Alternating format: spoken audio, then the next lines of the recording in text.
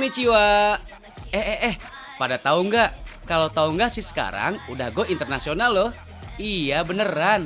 Episode hari ini spesial banget guys. Kita mampir ke negara matahari terbit alias Jepang. Kubis guys, alias cool abis.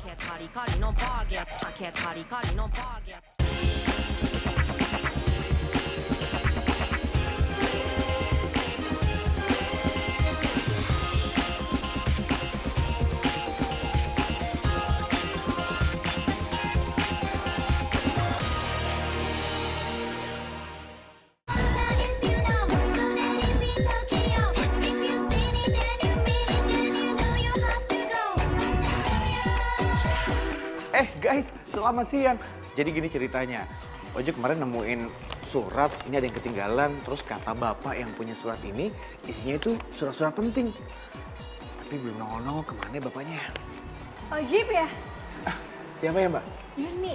Oh, Mbak Yuni. Yang punya surat ini. Mbak Yuni yang punya surat ini? Betul banget, makasih banget loh udah nemuin. Loh? Gempa ya, Cid? Iya gempa, emang nggak ngerasain ya? Iya sih, aku ngerasain. Iya, soalnya hati aku rawan gempa kalau lihat cewek yang cakep, cantik. Bisa Aduh, aja. makin kenceng nih, Mbak. Guys, soalnya hati Ojek ini rawan gempa. Jadi inget Jepang. Oh iya, kalian tahu gak sih kenapa kalau Jepang itu rawan gempa? Nih, teman-teman tahu gak sih jalan-jalan ke Jepang? Lihat ya, spesial buat kamu. Jangan gitu dong lihatnya, Mbak. Makin kenceng, Mbak.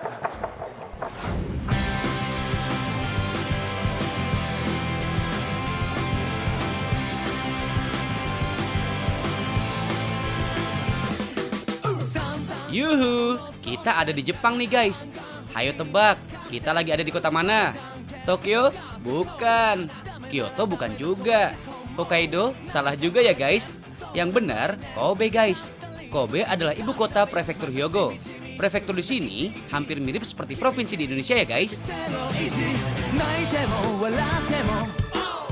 Guys, Kobe itu terkenal dengan daging wagyunya yang super duper lezat.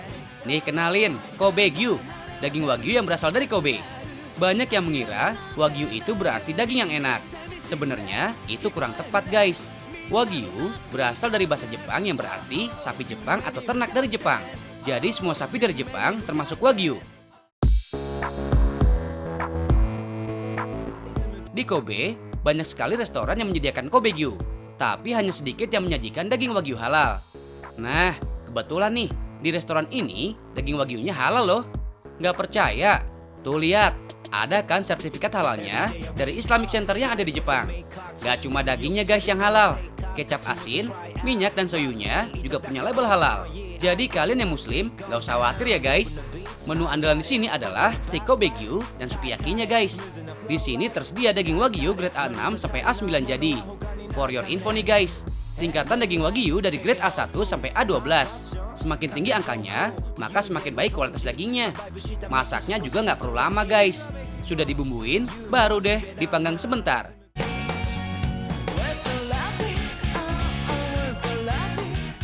Hias dengan jamur dan bumbu lainnya. Dan voila, steak wagyunya siap disantap. Pengen tahu cara makannya di sini guys? Dimulai dari makanan pembuka dulu. Seperti salad yang ditambah dengan oyster atau kerang. Lanjut ke menu kedua yaitu tempura atau udang tepung. Lalu ada menu yang sedang dan cukup mengenyangkan seperti sashimi. Dan terakhir, baru deh kita bisa cicip Kobe Gyu-nya. Bener-bener rasanya itu loh, buyar di mulut. Masih muat kan perutnya? Lanjut ke menu lain yuk. Kobe Bing, mantap.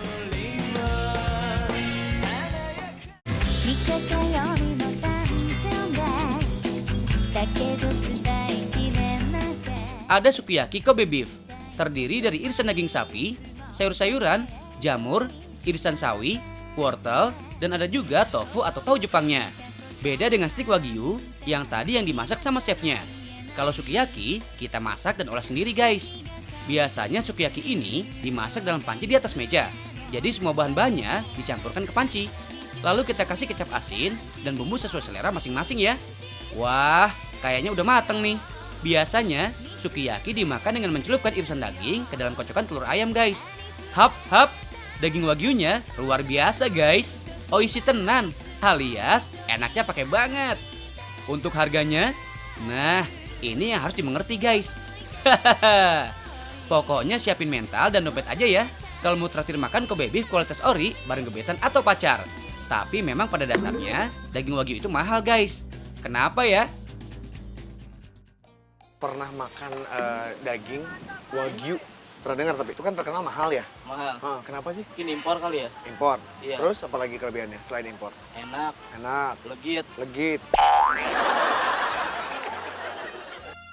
Tahu nggak sih kenapa daging wagyu itu mahal? Tapi kualitas dagingnya mungkin ya. Apa? Kualitas dagingnya. Iya, kualitas Bagiannya, dagingnya. Bagian dari si daging kualitasnya. Kualitas yang paling Menurut bagus gua sih gitu? itu. Iya, menurut Gitu gua doang? Salah satunya itulah. Pernah kurban? Oh belum? Oh korbannya? Oh, iya. Korban perasaan, ye. まず生きた神戸牛という牛はいないんですね。で但馬牛という牛の中から、それを屠畜をしてお肉になった時にグレードをつけて初めて神戸牛になれる牛があるんです。なのですごく頭数が少ないです。年間4000頭ぐらいですね。なのでまず希少です。なので値段も高くなってきます。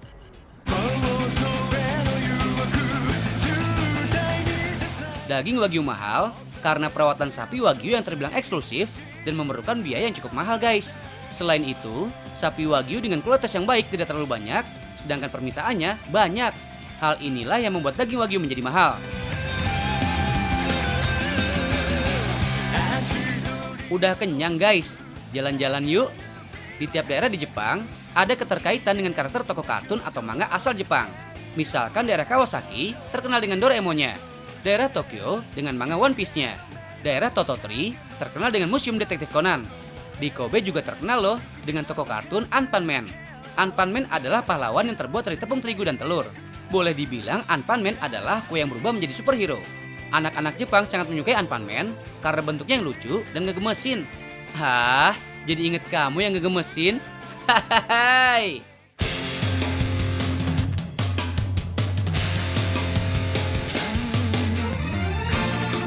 Kita ke museumnya yuk. Di pusat kota Kobe guys, di sebelah Harborland ada wahana maupun tempat menarik loh di dalamnya. Yuk kita masuk ke dalam. Biasanya tiap hari akan ada pentas Anpanman. Di pentas ini akan muncul badut Anpanman dan teman-teman superhero lainnya untuk beraksi di depan anak-anak. Wow, lihat begitu serunya anak-anak yang menonton ya guys. Pada hanyut deh. Lanjut ke lantai 2-nya guys. Di sini banyak terdapat latar tempat yang ada di kartun Anpanman, seperti toko es krim, toko sushi, maupun toko roti tempat pembuatan Anpanman. Siap-siap main lagi deh. Ada juga diorama atau miniatur Anpanman loh. Nah guys, karena Anpanman itu sebenarnya adalah roti, maka nggak heran kalau di sini ada pabrik roti Anpanman juga. Oh, cubat-cubat ya bentuk rotinya. Jadi sayang untuk dimakan. Eits, harus antri dulu kalau mau pesan. Shh, boleh kok dibawa pulang. Di sini juga bisa beli pernak-pernik atau souvenir Anpanman guys. Dari boneka, gantungan kunci, buku bergambar, dompet, sampai casing HP pun ada loh. Oh iya, sebelum pulang, kalian juga bisa menonton Anpanman di bioskop ini kayak gini. Double banget deh serunya.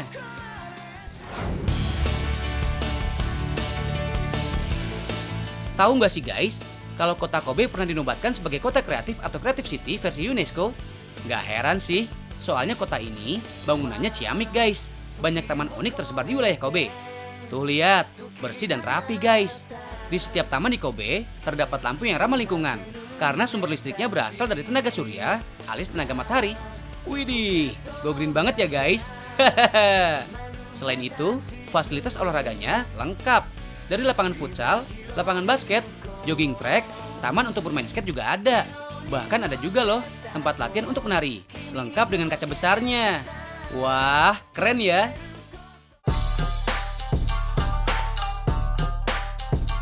Mau jalan-jalan? Yuks, ke Harborland guys. Pelabuhan yang terletak di dekat pusat kota Kobe, lokasinya sih nggak jauh dari stasiun Kobe guys. Dulunya, Harborland ini pelabuhan penumpang untuk menuju Busan, Korea Selatan. Kini jadi tempat wisata yang banyak spot ajib buat foto guys. Kalian bisa foto di belakang kapal pesiar, di belakang Kobe Port Tower, ataupun foto-foto di sekitar pelabuhan. Oh iya, ada yang cocut nih di Harborland. Di pinggir dermaga kapal terdapat kotak pos cinta loh. Jadi ingat lagunya Raisa yang LDR? Tanpamu, apa yang ku rasa, seandainya jarak tiada berarti. Tuh kan, jadi kangen sama kamu. Ah, kamu paling bisa deh membuatku rindu.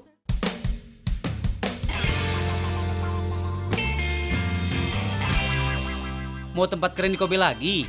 Di seberang Harborland ini ada Kobe Port Tower, landmarknya Kobe. Sama lah kayak Monas di Jakarta guys. Kita juga bisa naik ke lantai paling atas juga loh. Kalian bisa beli tiket dulu di mesin ini ya. Tiketnya pun gak terlalu mahal, hanya 600 yen atau sekitar 70.000 rupiah per orangnya. Di sini kalian bisa memilih mau naik tangga atau naik lift untuk menuju lantai paling atas. Guys, tower ini tingginya sekitar 600 kaki. Di sini kalian bisa melihat keindahan panorama Kobe dari atas. Paling gokil, naik ke atas tower ini menjelang malam hari guys. Soalnya, keindahan Kobe di malam hari itu sugoi. Artinya, menakjubkan guys. Oh iya guys, di sini terdapat teropong yang bisa kalian gunakan untuk melihat kota Kobe ya. Cukup sediakan koin 100 yen, kalian sudah bisa menggunakan teropong ini.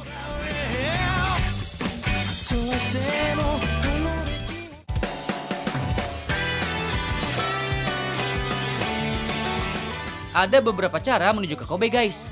Kalian bisa menumpang pesawat jalur internasional dan mendarat di Bandara Kansai Osaka.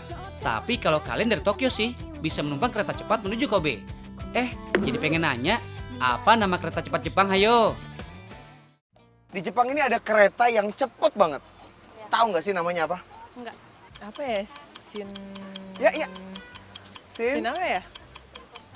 Apa? Bukan. Sin kosan bukan. Lupa enggak. Dikit lagi. Dari S betul. Iya. Sin Sin Skala Bima Dakadabra. Bukan. Enggak tahu, lupa. Kereta cepat di Jepang namanya apa? Maksudnya namanya? Namanya. Apa ya? Ya. Boleh searching nggak? Nggak boleh. Nggak boleh, saya nggak tahu, lupa namanya. Lupa apa nggak tahu? Tapi pernah dengar, Pernah cuma dengar? lupa namanya. Keretanya cepet banget kan tuh Cepet ya? banget, kapsul kan? Iya Mas betul. tahu? Mas tahu? Tahu dong. Apa? Masa saya kasih tahu? Saya kan nanya dulu, kalian jawab dulu. Kalau salah atau saya kasih tahu? Super Train. Apa? Super Train. Super Trend. Siapanya Superman? Nah, istrinya kali. Oh istrinya, iya. Bukan ini Superman, Supergirl ya? Ya sama aja lah itu.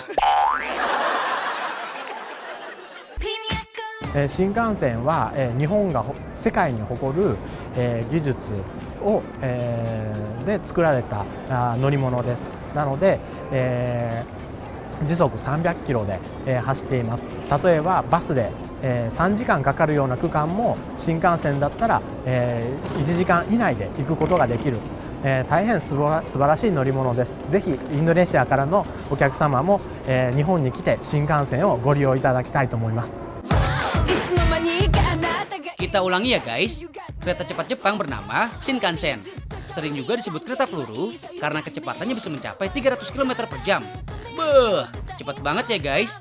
For your info guys, Shinkansen pertama kali diresmikan pada 1 Oktober 1964. Awalnya hanya meliputi Tokyo sampai Shin Osaka, tapi sekarang udah banyak jalurnya guys. Dari ujung Hokkaido sampai daerah Kyushu pun sudah ada jalur Shinkansennya tuh. Nah, kalau kalian dari Bandara Kansai Osaka menuju kota Kobe, tidak perlu menggunakan kereta Shinkansen guys. Soalnya kereta ini memang untuk jarak yang lumayan jauh. Kalau dari Osaka, cukup menggunakan jalur kereta lokal seperti kereta Japan Railways yang dimiliki oleh pemerintah Jepang.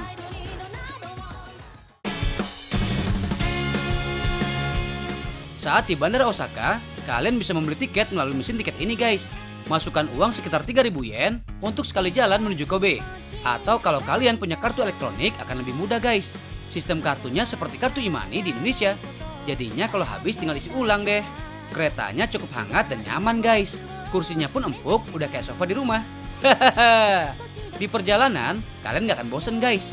Soalnya, kalian akan dimanjakan dengan keindahan kota Osaka maupun kota lain sebelum menuju kota Kobe. Kalau udah sampai stasiun Shin Osaka, kalian harus pindah kereta ya.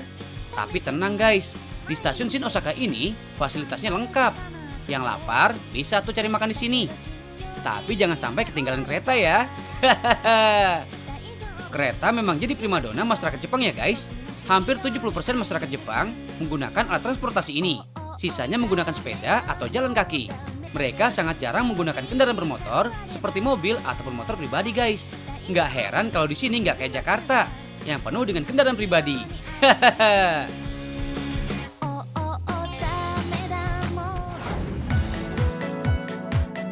Guys, ada yang tahu kenapa Jepang sering banget dilanda gempa? Sesaat lagi ya guys.